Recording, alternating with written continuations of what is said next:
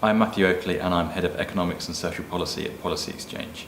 Today we published a report, Outcomes Not Just Incomes, which looks at the current measures of child poverty in the UK and how we think they should be reformed.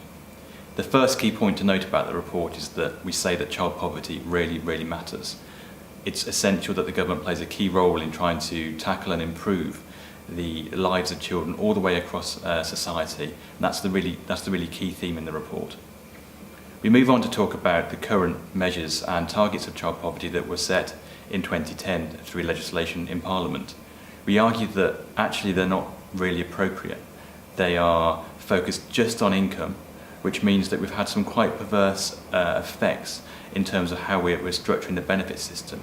Over the last 7 years, we've redistributed £170 billion through tax credits.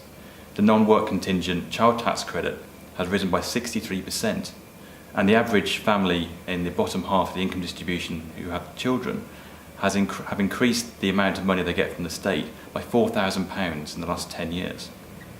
Now this has quite bad impacts on work incentives, and most importantly, just focusing on incomes alone doesn't really allow you to look at other things which matter in children's lives. It doesn't allow you to look at the full range of needs that they have. We argue that there's broader needs around education, around good health, around having a good family life in terms of not being subject to abuse and being needed to take into care, and having a good quality of housing.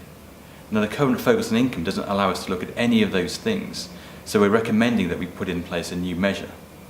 This new measure would look at income because clearly it is important, but it would also look at these other measures, these other range of needs that children have, in order to spur government action in trying to improve those aspects of children's lives. Now that's the key point to me, that this measure isn't about having a debate around statistics. It's not about arguments about the detail of the measure. It's about making sure we're driving government policy to improve children's lives.